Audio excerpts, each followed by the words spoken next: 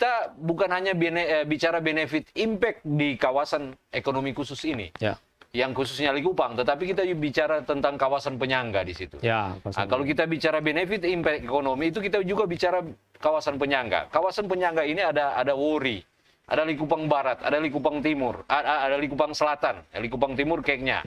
Kemudian kita bicara Talawaan, ada bicara Air Madidi, Kalawat, di situ ada bicara Kema. Nah, artinya impact ekonomi ini bukan hanya pada konteks Kek ini, tetapi juga ke kecamatan-kecamatan atau wilayah yang ada di Minahasa Utara.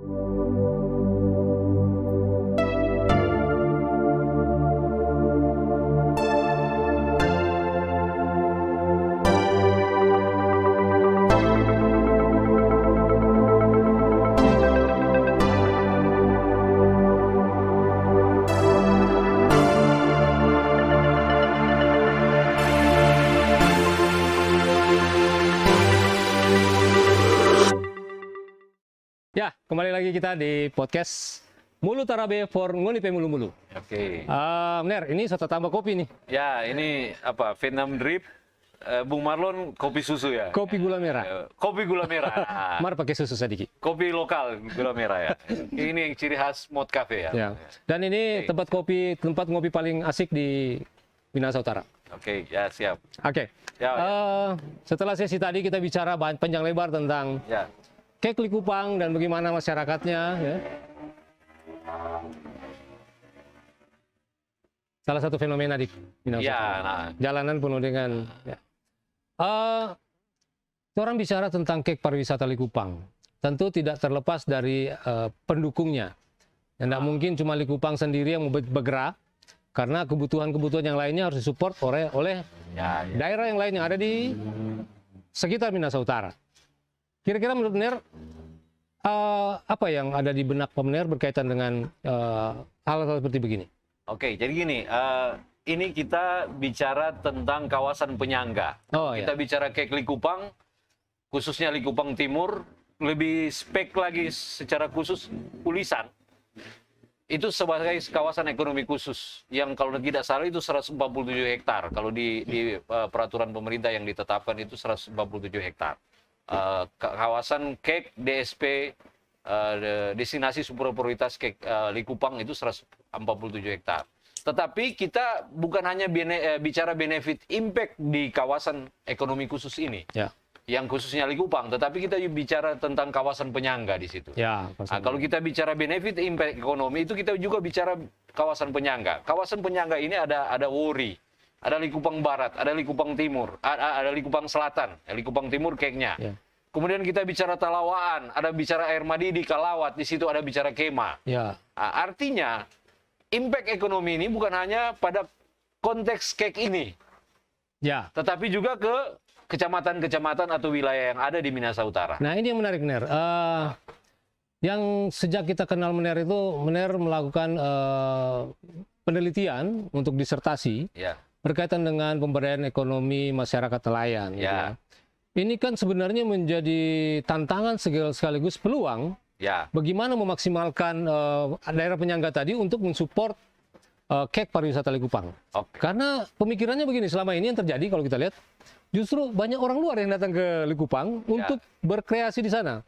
Jangan-jangan ini di resort-resort sana orang makan ikan asin dari Lubuk sana. Apakah di daerah Minahasa Utara ini kekurangan sumber daya seperti miris itu? Namanya, itu miris namanya. Oke, silakan Mener. Ya jadi gini, kenapa saya selalu bilang ini miris, jadi miris kalau kita tidak siap. Karena itu tadi, bisa jadi kita makan ikan asin, yang ada di orang bule makan ikan asin di Kek, itu ikan asin dari Sulawesi Selatan misalnya. Sulawesi Tengah misalnya. Atau dikirim dari Halmahera atau Maluku Utara misalnya. Sebenarnya kita punya potensi. Kita ambil contoh saja. Kalau kita bicara ikan asin ini, saya pecinta ikan asin ya. Ikan garang, kalau di sini ikan garang ya. Ada satu produk lokal yang berkualitas dan enak gitu. Kalau kita bicara, Bung Marlon pernah ke kawasan Kema, ke dalam itu ada dari Langsot, Lilang, Waleo, Makalisung, itu ada yang dikenal dengan istilah uhi belagarang. Uhi Belagarang ini kemarin saya sempat berbisnis itu. Sempat berbisnis. Jadi ada permintaan di Bali untuk hotel dan restoran yang ada di Bali sebagai makanan pendamping makanan kayak kalau di Manado itu kan dia bisa makan dengan tinutuan misalnya, dengan bubur Manado. Jadi uhi Blagarang ini ikan baronang atau ikan uhi yang dikenal oleh masyarakat Kema ke dalam itu, masyarakat nelayan yang ada di sana. Yang nilai ekonomisnya itu kalau dijual, kalau ikan baronang yang besar biasanya dijual di tempat ikan bakar itu nilai ekonomisnya cukup bagus. Tetapi yang kecil-kecil ini yang didapatkan dari soma, istilah di sana didapatkan dari soma, itu kalau dijual nilai ekonomisnya tidak terlalu bagus. Makanya dibuat uhi Blagarang atau ikan garam yang dari baronang ini. Kita baru dengar tuh nama itu. Ini enak loh. Nanti satu kali lah kita coba. Ke sana. Jadi sebenarnya ini potensi sekali. Sebagai suplai bahan baku kuliner ke kawasan ekonomi. Kalau kita bicara penyangga, ada beberapa daerah atau daerah Talawan misalnya di Bombe yang menghasilkan buah, kemudian desa Batu juga, desa Sawangan itu ada juga menghasilkan ada banyak perkebunan durian di situ. Ini bisa jadi penyangga. Kemudian ada yang tanam rambutan, ada yang tanam alpukat. Ini bisa menjadi suplai bagi kawasan ekonomi khusus nanti. Karena, benar. Di situ yang jadi masalah, di saat nelayan, petani akan suplai kebutuhan pangan di kawasan ekonomi khusus ini kan akan dinikmati oleh para penikmat kuliner yang istilahnya levelnya udah di atas begitu. Ini kan ada gap di antaranya. Ini kita kepikiran bagaimana sebenarnya peran ikatan chef, asosiasi chef itu harusnya mereka juga berperan dong. Bagaimana orang bisa mengedukasi masyarakat? Begini loh, standar masuk di resort itu irisannya harus bagaimana, bersihkannya harus. Karena kan lucu kan, tomat, rica, bawang segala macam itu kalau datangnya dari luar, kemudian dikemas dengan bagus. Kalau gitu gimana? Jadi gini. Jadi memang kalau kita bicara standar hotel, resort atau restoran itu yang untuk pariwisata itu memang ada standar inilah, standar mutunya, ada standar kualitas yang harus ini.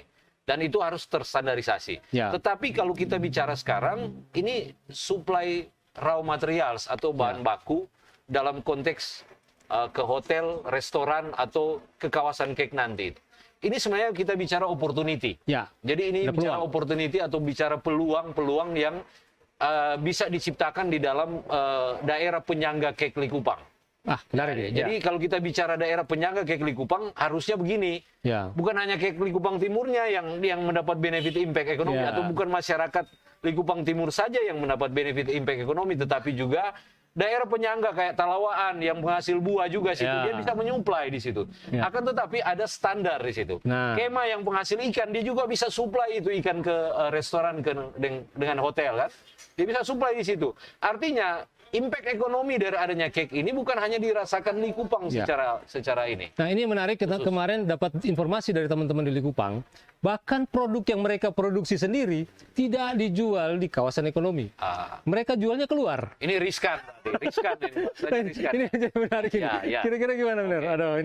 Jadi gini, ini saya selalu berpikir kenapa tidak kita menangkap peluang atau opportunity ini. Dan itu tentunya harus ada fasilitasi dari pemerintah dan stakeholders yang terkait atau pihak-pihak yang terkait ini bagaimana opportunity ini atau peluang ini khususnya di daerah atau kawasan penyangga kek Likupang ini bisa dimaksimalkan juga gitu. Itu yang benar. Opportunity. Jadi kita jangan terjebak di misalnya hanya ya sudah Likupang saja kita ini nanti berdiri resort, restoran, kemudian hotel di situ ya sudah pemerintah saja atau orang-orang tertentu saja yang menikmati impact ekonomi ini. Nah, ini benar yang menarik ini. Jujur kita mau sampaikan ini fenomena yang kita coba cermati selama ini. Ada beberapa desa itu sudah diklaim oleh asosiasi-asosiasi tertentu. Yang sudah tidak memperkenankan pihak lain masuk, merasa bahwa itu adalah binaan kami. Ini kan unik. Lagi pula mengakunya membina desa itu bukan orang sini, tapi asosiasi datang dari luar. Ya. Kira-kira seperti apa ini fenomena ini? Apakah ada usulan atau apa dari aspek karena ini berkaitan ekonomi masyarakat kan? Nah, ini kita bicara tentang ini aspek Komdev ya. Istilah keren ya, saya pakai bahasa keren ya, community development. Ya. Kalau kita bicara community development, harusnya ini kita gali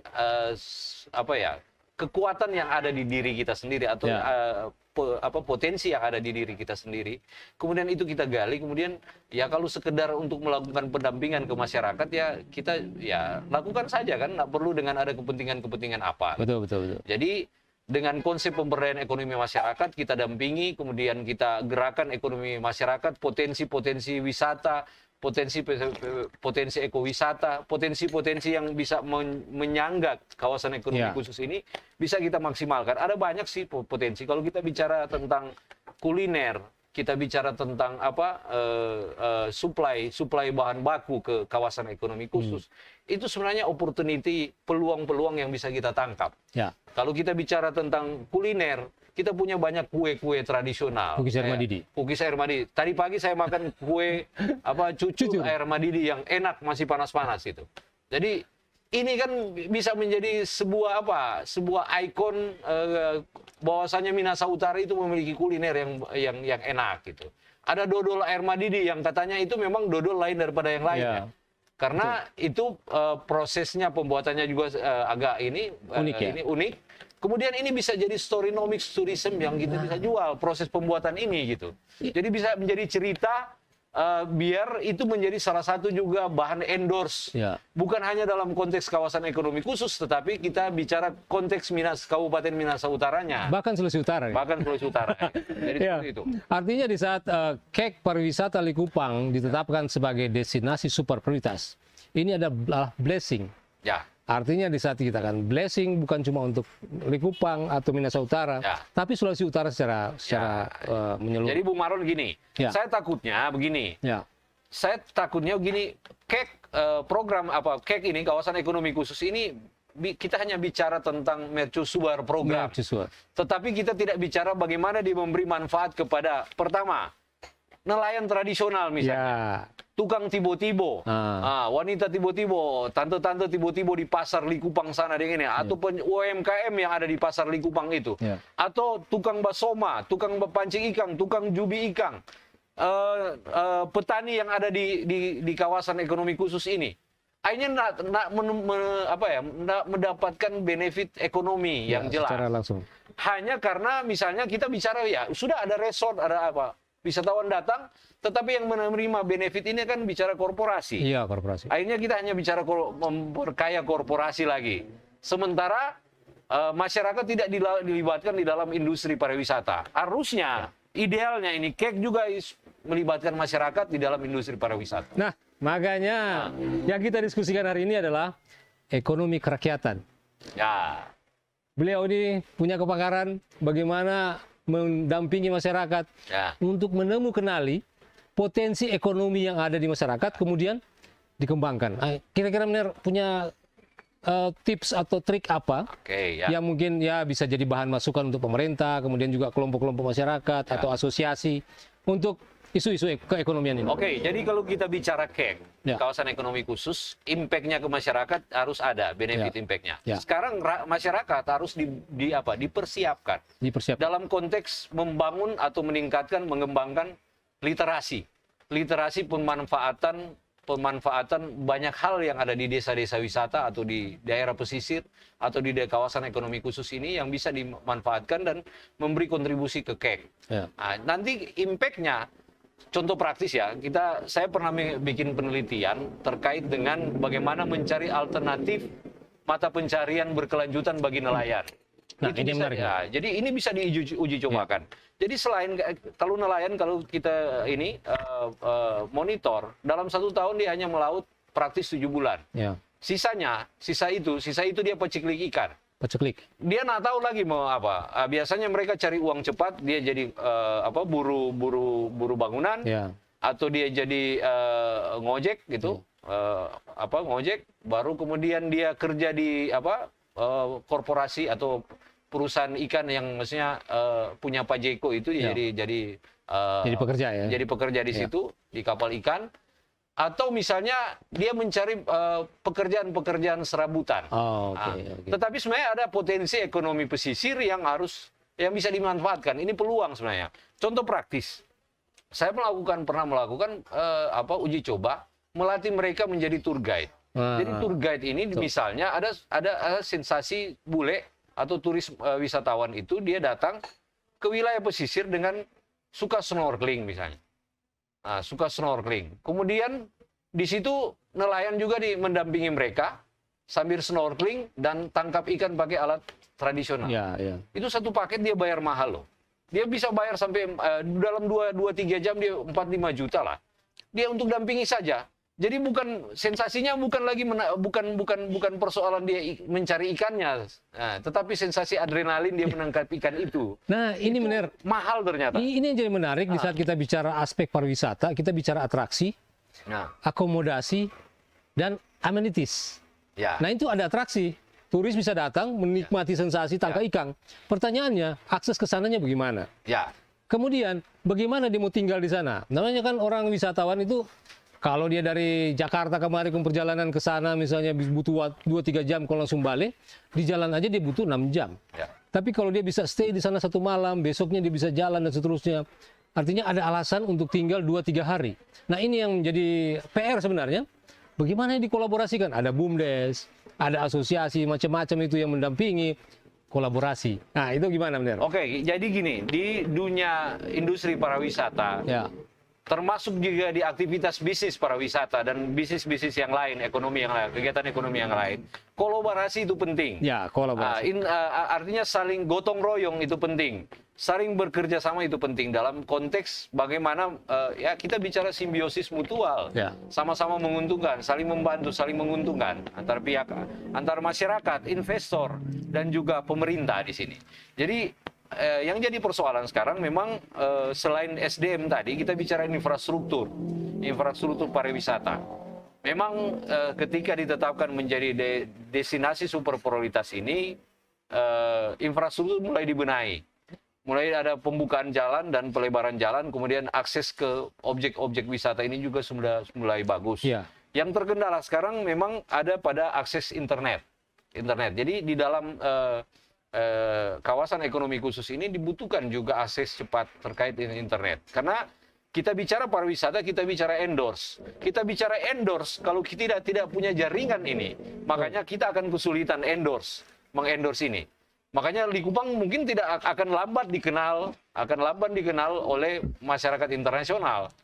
Itu relevan tidak ada endorse dalam konteks itu relevan yang dikatakan oleh Menteri kemarin bahwa memang Likupang ini masih banyak pekerjaan yang harus dibenahi dan harus dibangun, dan ini perlu dikonektingkan dengan banyak destinasi yang lain agar mereka semakin mengenal. Karena kalau tidak salah ini begitu bicara Likupang, orang pikir Kupang. Dan kayaknya ini akan semakin hot ini. Sebelum kita masuk ke sesi terakhir, kita break dulu. Sip. Tetapi kita bicara juga tukang ojek di situ, kita bicara nelayan, kita bicara petani di situ, kita bicara tukang basoma ikang di situ, tukang bajubi ikang. Kita juga bicara tentang tukang tibo-tibo di pasar yang menjual ikang, orang yang menjual UMKM di situ yang menjual kuliner ini, rumah kopi, rumah makan yang ada di ini. Kemudian banyak pelaku usaha yang akan harusnya terimpact. Termasuk masyarakat secara umum.